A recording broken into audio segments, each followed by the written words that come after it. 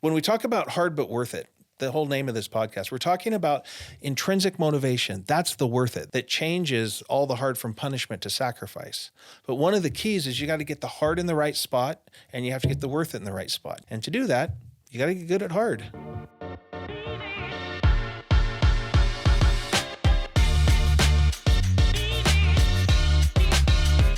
So Kirk, we at Icon Coaching have an initial framework that's guided around three big questions. So it's where are you, where are you going, and then what are you all about? And usually somewhere in the first session or two, when we're meeting with a client, we're going to draw usually a map of the United States. My map typically looks like a T-bone steak. My map awkwardly avoids Texas. That's right. We'll say, let's say on the West Coast, this is where you are. So you're over on the West Coast somewhere in some city that you'd Santa Barbara. And then we move them over to the question of where are you going, which is the want question. And usually that's somewhere on the West Coast. East Coast. Sorry, East Coast. You're right. I'm looking to my left, but it's upside down here.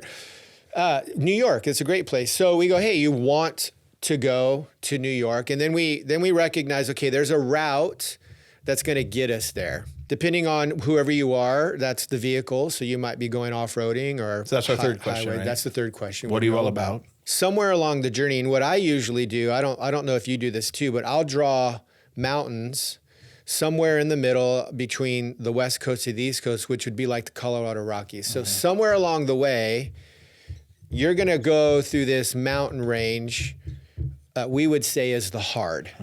From wherever you are to where you want to go, there is going to be a cost involved. And so because of it, the question we were talking about and that we wanted to focus on in this episode is, are there ways, knowing hard's coming, for us to better prepare for it?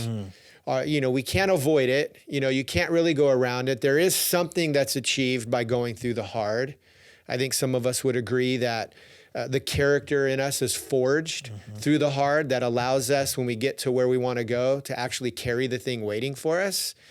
But more than that, are there ways for us to maybe mitigate some of the risk, to prep for that so that we can get through the hard in the most optimal way without avoiding or neglecting the lessons we have to learn in that? And so you had an interesting take on this. Yeah, I like that you're starting this out by bringing our framework to light, because I think it is embedded right in there. This question is embedded in that there is a hard and that you cannot avoid it.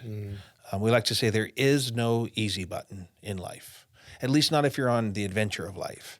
It might be easy to sit in your chair all day long, but the thing about, and do nothing, right? That would seem to be easy. But in fact, over time, that gets boring, and boring is hard, right? Yeah. It's mind-numbingly difficult to do nothing after a while. So there is no easy button in life. There's only a hard button. And then the question is it worth it or not? And so, yeah, I like your analogy of the Rocky Mountains. I think one of the things that happens in this is when we're going this journey and we hit the Rockies and we didn't know they were coming. We were unprepared for them. Nobody told us. We thought there would be an easy. We get halfway up them and somewhere in here we get tired, exhausted. We run out of. Well, the motive that was driving us forward was only external, or it wasn't well formed, or maybe it wasn't even there, or it was false. And so this path, we do one of these. We turn around and we end up there. And this is kind of like where the car broke down. And then over time we claim, well, that's what I wanted. Right. And it's like, yeah, no, not precisely. So how do you get over the continental divide? How do you do that? And one of the drawings that we do, or a framework that comes up when we're talking about a company that is actually trying to scale. They're trying to get highly productive and do something really, really cool. And they're going to build a big company, make a lot of money, have an exit, all of those sort of big, huge prizes that are actually really cool. They get their eyes on the worth it. And they're excited by that. They're motivated by that, but they may not be quite ready or understand how to navigate the hard. And so when they're going after funding, they often skip a bunch of steps. And so we draw this diagram to help them see what's coming. It's a way of preparing them, but it's also a way to make sure they're doing the right work in the right time in the right way to deal with the hard, because it's going to be hard. Scaling a company is incredibly difficult. We like to say if money was easy to make, I'm pretty sure everyone would be doing it. That's right. So we think about 3 different stages of development. And we're talking about developing a company, but I think this is the way developing anything that's going to grow in its influence or productivity or is going to work. And stage 1 is the stage where you're getting started, the start stage. And there's a body of work you want to do here. And then comes the build, and then you get to scale. And in the start stage, what's happening is you're facing tremendous hard. It's the learning curve, we call that, and some learning curves are really steep.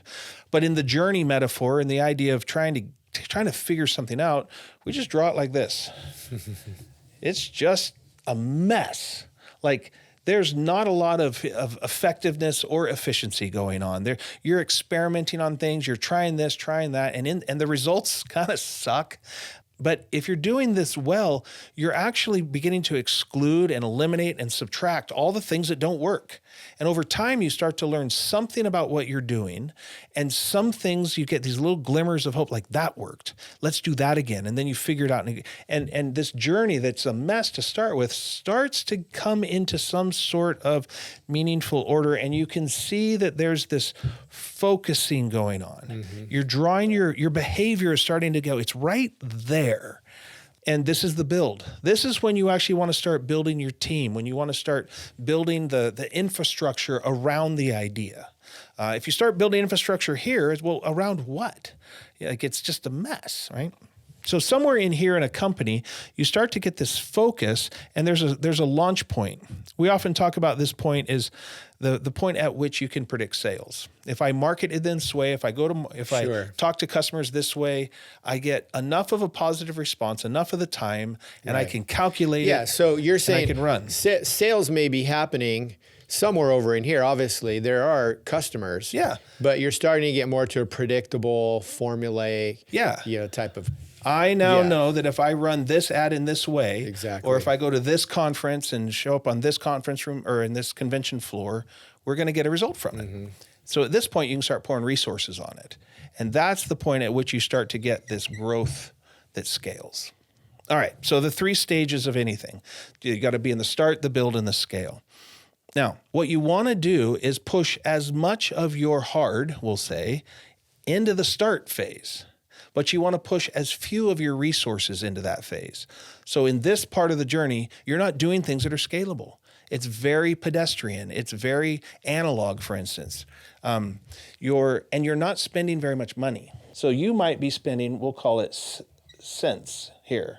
And it's probably your own money. Sure. But along the way, you start to get some friends and family involved, and their money starts to come into it. But you're still not spending very much. It's thousands, maybe tens of thousands. But as you start to hone this, you start to need to build, and you need more capital. But you've also begun to focus on what it is. You can see that it's coming, and so you might go after angel money. This might be maybe 100,000, maybe hundreds of thousands, right, but it's still not tons.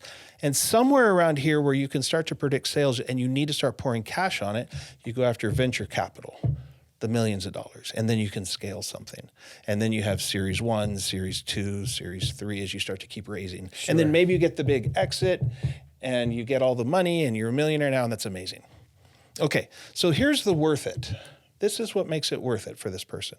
But what you want to do is get the hard located down here and then reduce the amount of resources that you're pouring on it as you're learning. So you can't get rid of the hard, but you can lower the stakes of failure in the hard part. Mm-hmm. And I think that's one of the keys that from this model of how to get something funded, you can start to figure out, where are you in the journey? Where are you in the hard parts? And do you have the right amount of resources? And are you doing the right activity to learn? Because here's the thing. Now, this metaphor is going to break because scaling is actually hard too. Fair enough. But this is when you actually know what you're doing, and you're probably pretty darn good at it. And that's when you can start pouring a lot of resource on. And I think a lot of personal development journeys work this way. I think learning how to play guitar works this way. I think learning to become a public speaker works this way. Yeah. For instance, if you want to be a public speaker, let's not try to get a TED Talk. Right. Let's go talk to our friends in our living room. Let's talk to the Lions Club, maybe in front of a Rotary. And then maybe we do the local conference, and we build and build and build. And then as we're gaining traction, learning our message, making sure it's resonating, we can start pouring more resource on it. Yeah. Yeah, I think that's good too, looking at that lens, because if you see the squiggly and the activity going on there, what I see in that moment just by looking at the visual, I think we all feel this, and we also know there's other growth models out there that kind of, overlay into this type into this type of stage. But that first stage really is going to be kind of messy. And some people, or even myself at times, in certain approaches to do new things, I think there's this unrealistic expectation or burden that we can place on ourselves, which says we have to have it all figured out. That mess right there means I'm failing. It's not good. It doesn't match this idea of being evidence a straight I should line. quit. Right, exactly. It's not working. But now looking at that, you go, no, this is actually normal here. Mm-hmm. And until I start to see the funnel focus, it just means how I allocate my resources, which is maybe more sweat equity, low risk. We're not saying mitigate the hard. We're kind of saying in that stage, mitigate your risk. Don't, you're not going to get an angel investor who knows you're in that stage investing yet. Mm-hmm. They're going to wait till the funnel gets tighter, and then they're going to be ready to show up because you have more of a predictable growth model going on. It's strategic growth or it's intentional growth. You could make claim to knowing what you're doing. Right. And you have evidence to support that. In this funding analogy, I used to work closely with a group of angel investors, and I'd be at their meetings, and it was super fun. We'd hear pitches all the time, and checks would get written, and fortunes would be made or lost, and all that kind of stuff.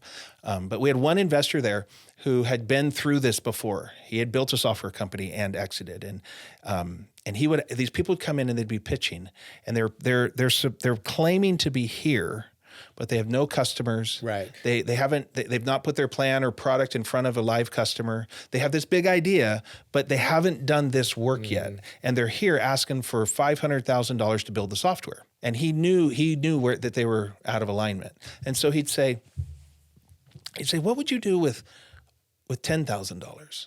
That was his big question. And they would just be flabbergasted, like, nothing. I couldn't possibly do anything with $10,000 because they were skipping this part. Yeah, exactly. And it revealed. Now, if they answered the question like, oh, I would build a wireframe and a little tiny prototype and go stick it in front of people, right? That's a great answer. But the truth is they probably have $10,000. Yeah. And they're not willing to invest it themselves.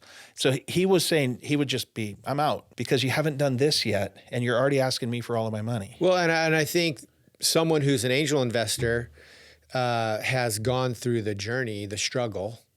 They've gone through the hard themselves to learn that there's value when you finally get to a point of maybe finding that minimum viable customer or that minimum viable product. That first sale is really your first minimum viable product. Now the whole point is how do I do that again and again and again, which is you're talking about that next piece of replicating that. But, it's the angel investor has gone through that looking out, and you could smell it. You can see it. It's like, tell me where your scars are. Tell me what money have you invested? What have you lost? And not that losing money or the pain of that is actually a sign of success in that season, because you could be really misguided and not focused at really getting to that minimum viable product. Like Les McEwen at Predictable Success, he says sometimes startups get really distracted and they fail because they keep pivoting in that start phase rather than staying focused.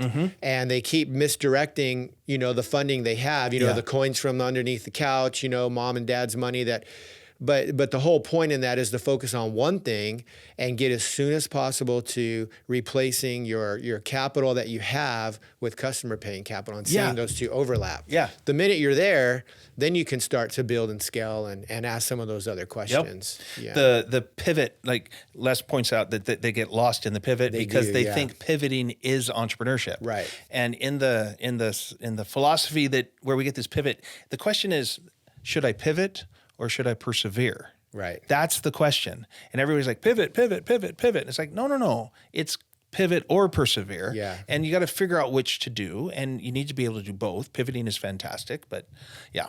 And you just get lost there.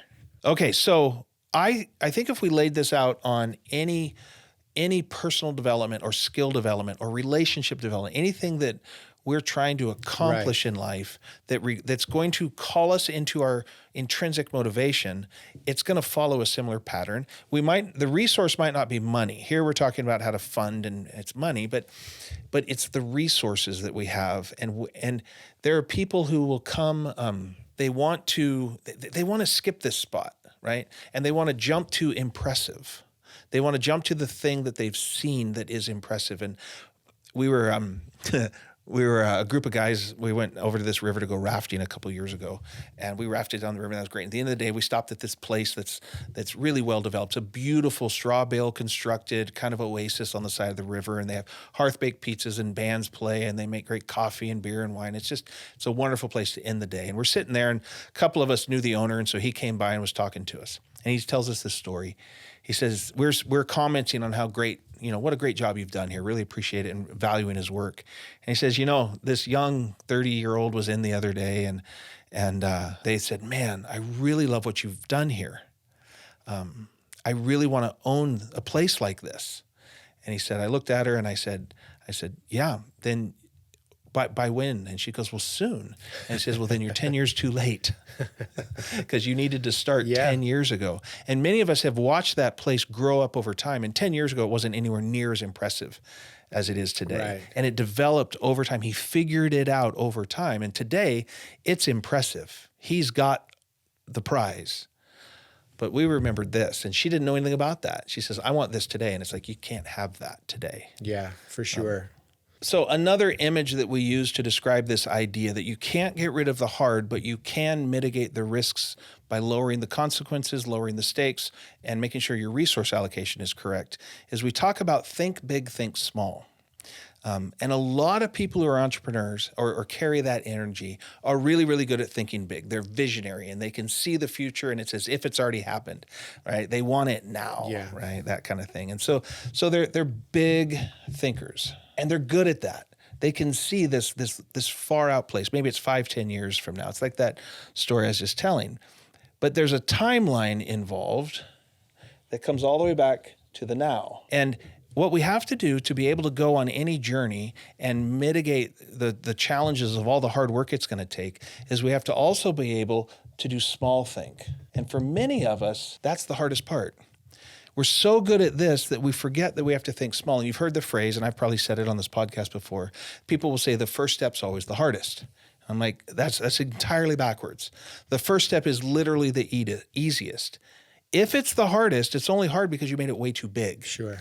If you're going to go on a journey, and let's say it's going to be a cross-country journey, the first step is out your front door onto your porch, right? At that point, nobody knows you're going on a journey. You haven't revealed yourself. You could turn around and take one step back, and you'd be back where you started. The first step's the easiest if it's the right size.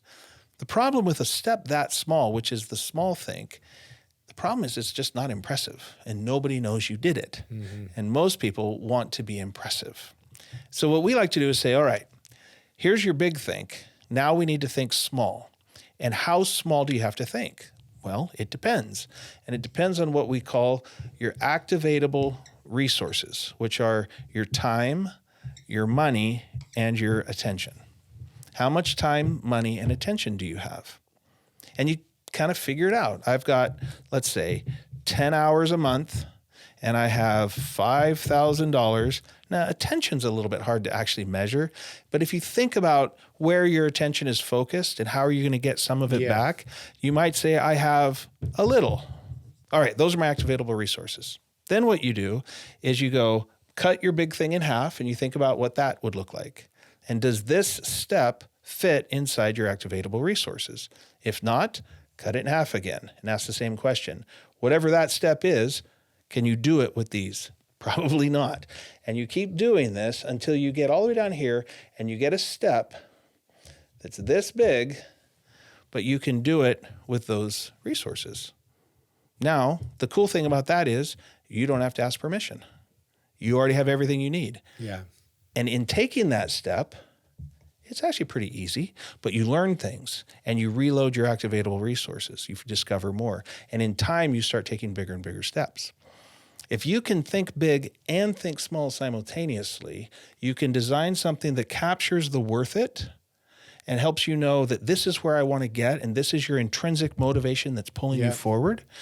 But you can also actually deal with the hard, and you can make it not easy, but doable. So overlay this into that start period, because that is where we're figuring things out. And what we're trying to say is your resources that you allocate in your start stage are different than what you're going to allocate in the build, and definitely different in the scale. Yeah. So this is a way to size up your resources in that start, connect it a little bit further in that stage. So in the beginning, your activatable resources are probably what you have. Sweat equity, couch money, maybe some credit cards you have laying around. Exactly. It's this little pile of stuff, and it's not that much.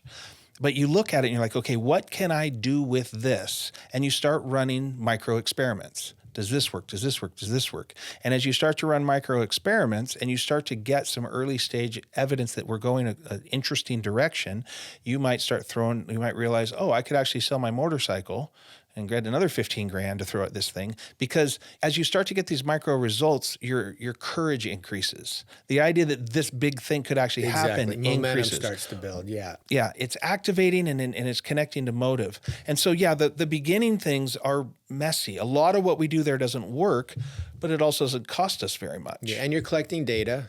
And then what I think happens in this sort of framework is you're also collecting other people's attention. And people come along and go, what are you working on? That's interesting. And then they sort of start to throw some of their resources into it. And then you're invited to come do this, to speak somewhere. And they're like, that's cool. And then you're invited to make a sales presentation. And people are starting to come around you, and they're starting to network with you. They're starting to add their strength to you. And your activatable resources start to grow. It's not just from investments. It's from network and relationships and things like that. When someone comes to me or you and says, I need help with X, do you know anybody who could help me with this? That kind of a thing.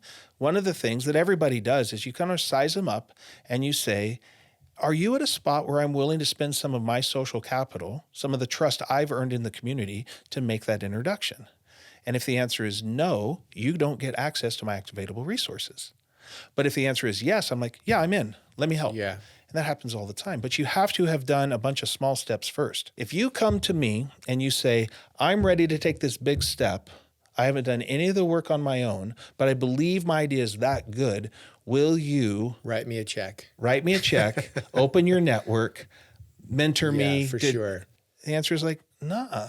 But if you're doing these things, the community will come around you with attention, resources, time, and cash. Yeah. And your activatable resources grow, and you're able to take the next step. And as they grow, you're taking bigger and bigger steps. That's when you've moved into the build stage, when you're starting to get enough resources that you can build teams, and people are starting to put their motivation and their energy onto what you're doing. Yeah. The activatable resources is another way that we might answer, what skin do I have in the game? Right. And we want to know that the pioneer, the entrepreneur, that they've got some of their own skin in the game, blood, sweat, tears, whatever it is.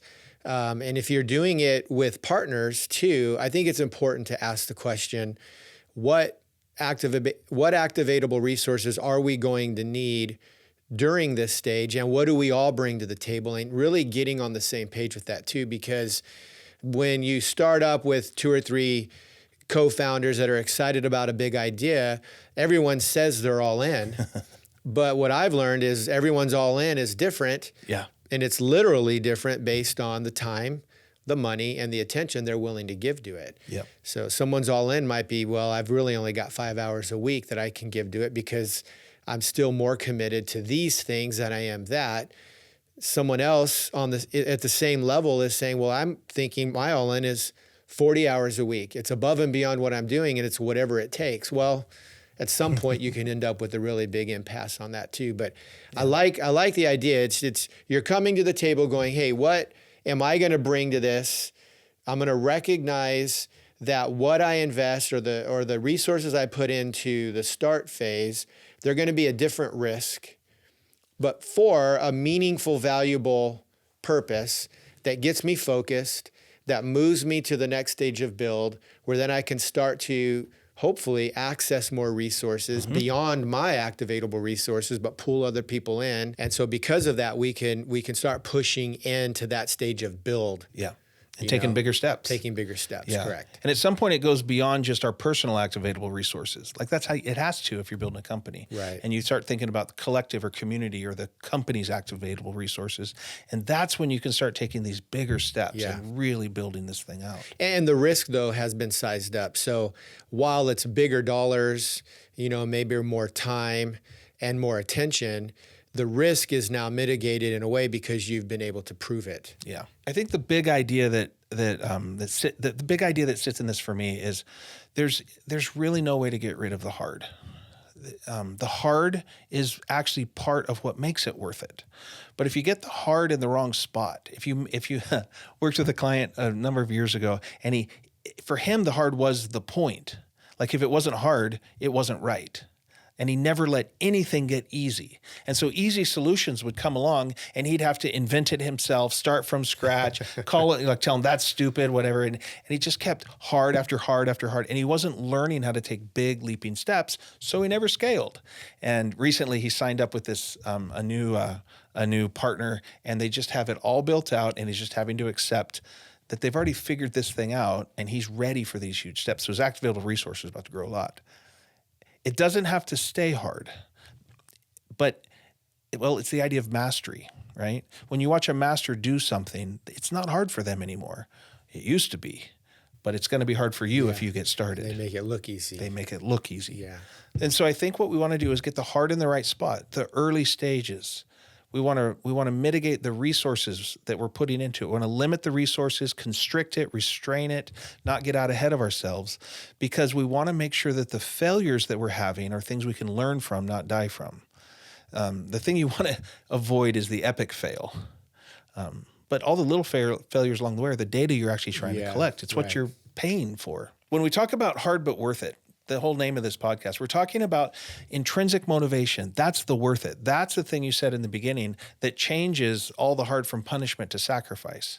But one of the keys is you got to get the hard in the right spot, and you have to get the worth it in the right spot. And you got to keep your mind straight about that, because if you're trying to get to the worth it too fast, it won't work. It'll break down. And actually, I think the community will pull away from you. And what you want them to do is lean into what you're doing and have people partner and join with you.